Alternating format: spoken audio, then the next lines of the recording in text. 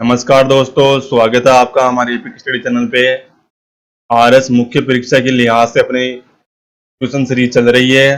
तो उसके अंदर अपन अब आज का टॉपिक रहेगा लोक प्रशासन से संबंधित क्वेश्चन डिस्कस करेंगे जो 100 वर्ड के अंदर होंगे। देखिए दोस्तों, पहला क्वेश्चन है अपना, लोक प्रशासन में प्रशासन और प्रबंधन में अंतर स्पष्ट कीजिए।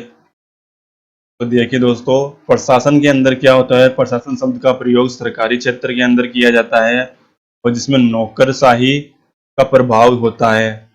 और प्रबंधन शब्द का प्रयोग किया जाता है निजी क्षेत्र में, जिसमें सामान्य नौकरशाही शैली का अभाव रहता है।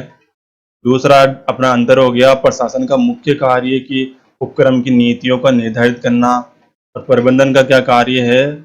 प्रबंधन का कार्य द्वारा निर्धारित नीतियों की सीमाओं का क्रियान्वयन करना तथा निर्धारित उद्देश्यों के अनुसार संगठन को संचालित करना। प्रशासन का प्रभावी निर्देशन का कार्य संगठन का निर्धारण करना होता है, वहीं प्रबंधन का क्या होता है, का उपयोग करना। प्रशासन का लक्ष्य परिभाषित करता है और प्रबंधन उसकी ओर अग्रसर होने का प्रयत्न करता है। तो ये प्रमुख रूप से प्रशासन और प्रबंधन में अंतर है। अगला नेक्स्ट क्वेश्चन है, सामान्य और विशेषज्ञ के बीच संबंधों को स्पष्ट अधिक सौहार्दपूर्ण से कैसे बनाया जाता है, यानी उनको समन्वित रूप से एक साथ काम करके किस प्रकार से जो समन्वय है और विशेषज्ञ जो संस्था के अंदर रहते हैं किस प्रकार से कार्य कर सकते हैं, उसके बारे में जो सौहार्दपूर्ण से वो किस रह सकते हैं उसके बारे में देना है अपन को डिटेल्स। जैसे कि समुच्चय भारत प्रशासन को पुनर्गठित एवं पदों को दो भागों में वर्गीकृत कर सुनिश्चित हो कि कौन सा पद पर सामान्य और कौन पर ये हो, यानी एक ढांचा बनाया जाए जिसके अंदर जो विशेषज्ञ और सामान्य जो होते हैं उनको अलग अलग प्रधान कार्रवाई के रूप में लागू किया जाए। दूसरा पॉइंट अपन लिखते हैं कि विशेषकर सेवाओं में व्यक्तियों को प्रशासन सेवाओं में सदस्यों के समक्ष दर्जा सुविधा प्रदान करना की जाए ताकि विशेषज्ञ की मन की हीनता की भावना को समाप्त किया जा सके। नेक्स्ट क्वेश्चन तीसरा पॉइंट है, ऐसे प्रशिक्षण संस्थानों में अविलंब स्थान। अगला पॉइंट रहेगा दोस्तों अपना, ऐसी प्रशिक्षण संस्था की अविलंब स्थापना हो जो सामान्य और विशेषज्ञों के साथ रहने में अध्ययन एवं विचार दृष्टिकोण खुला आधार प्रदान कर सके, एक दूसरे को समझ सके। ऐसी संस्थाओं का निर्माण करना चाहिए और सामान्य अवसर समय के मानसिक एवं भावनात्मक रूप से विशेषज्ञों के मित्र और दार्शनिक मार्गदर्शक समझे ताकि उनके ज्ञान और अनुभव को लाभान्वित हो सके। प्रशासन में दोनों एक दूसरे के विरोधी न होकर सहयोगी रहें और सभी सेवाओं हेतु एक ऐसा वेतन ढांचा तैयार हो जिससे कि प्रत्येक विशेषज्ञ अपने ही क्षेत्र में उच्चतर स्तर तक पहुंचे। तो ये प्रमुख रूप से दोस्तों जो सामान्य होते हैं और जो विशेषज्ञ है उनके रूप से किस प्रकार से वह रह सकते हैं उनके बारे में डिटेल से देना था।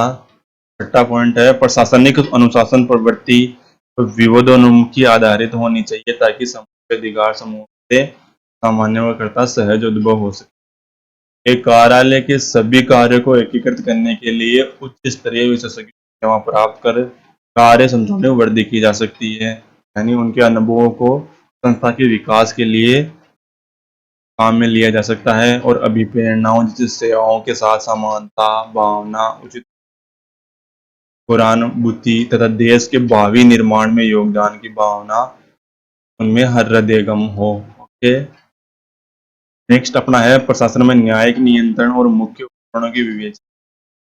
तो प्रशासन का न्यायिक नियंत्रण दो प्रकार के साधन है, सामान्य और संवैधानिक और देश साधन। तो जो प्रशासन है उसमें न्यायिक नियंत्रण किस प्रकार से उपकरणों द्वारा लगाया जा सकता है, तो ये हाल ही के दोस्तों एग्जाम के अंदर भी आया था, 2000 जो आरएस मेंस की हुई थी से रिलेटेड क्वेश्चन था वो, न्यायिक पुनर्वलोकन की समीक्षा के बारे में आया था, इस प्रकार से उस पर रोक लगा सकते हैं। तो नियंत्रण किस प्रकार से लगा सकते हैं, सामान्य साधन के द्वारा और संवैधानिक। सामान्य साधन कौन कौन से हैं, सामान्य कार्यों एवं निर्णयों की समीक्षा, न्यायिक समीक्षा, एक भी संविधान की न्यायिक समीक्षा के संबंध में अनेक प्रकार की मर्यादा स्थापित करता हो, किंतु नागरिकों के हितों की रक्षा एवं कानूनी प्रक्रियाओं में आस्था प्रकट करने एक बार प्रशासनिक कार्यों एवं निर्णयों की समीक्षा की गई है। सरकार के विरुद्ध अभियोग यानी 300 जो अनुच्छेद है उसके एक के तहत भारत और राज्य के बीच अपने किसी भी वाद ला सकते हैं न्यायालय के अंदर, क्योंकि केंद्र और राज्यों के जो संबंधी विवाद है 301 के तहत लाया जा सकता है। दूसरा है प्रत्यायोजित विधान की वैधानिक उचित करार देने की न्यायालय की शक्ति प्राप्त हो। कार्यपालिका के कानूनों और नियमों को अवैध घोषित करना। दूसरा साधन क्या हो सकता है, जैसे संवैधानिक साधन अनुच्छेद 32 के अंदर दिया गया है कि सर्वोच्च न्यायालय को मौलिक अधिकारों को खनन के मामलों में सुनवाई का अधिकार है। इसी क्रम में न्यायालय रिट निकाल सकता है जो कि केंद्र में होती है 32 के अनुसार, और राज्य के अंदर जो राज्य उच्च न्यायालय होते हैं उसमें 200 के अंदर 6 रिट प्रस्तुत की जा सकती है, वहीं उसमें 32 के अंदर 5 रिट प्रस्तुत की जाती है। न्यायालयों को मौलिक अधिकारों सहित संविधान द्वारा अधिरोपित किसी अन्य मर्यादा के उल्लंघन पर सुनवाई करने या निकालने का अधिकार होता है। ये रिट कौन कौन सी है, जैसे बंदी प्रत्यक्षीकरण, परमादेश, परिच्छेद, प्रेक्षण, अधिकार पर्चा आदि रिटें प्रशासन की न्यायिक नियंत्रण हेतु न्यायालय द्वारा जारी की जाती है। ये बंदी प्रत्यक्षण होती है दोस्तों, जैसे जिस प्रकार किसी व्यक्ति को बंदी बनाया जाता है उसको 24 घंटे के अंदर न्यायालय के रूप में प्रस्तुत किया जाता है, तो वो इस प्रकार की रिट लगा सकता है। परमादेश कौन सी होती है, क्योंकि अपने अधीनस्थ न्यायालय को उसको आदेश दे सकता है कि और परिषद जो कि अपने जो उच्च न्यायालय अधीनस्थ न्यायालय हैं उनके अंदर जो कार्य आ रहा है तो मना कर सकता है कि आप ये कार्य अपने क्षेत्र में नहीं ले। उत्प्रेषण जो कि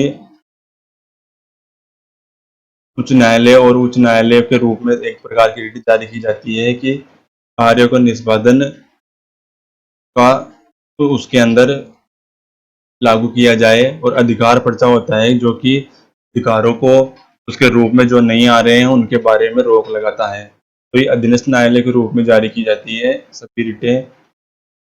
और इस प्रकार से क्या कर सकते हैं कि हम न्यायिक नियंत्रण लगा सकते हैं। इसी प्रकार का क्वेश्चन दोस्तों हाल आरएस मेंस के एग्जाम में हुई थी, उसमें भी आया था न्यायिक समीक्षा के नियंत्रण ये क्या कर सकते हैं।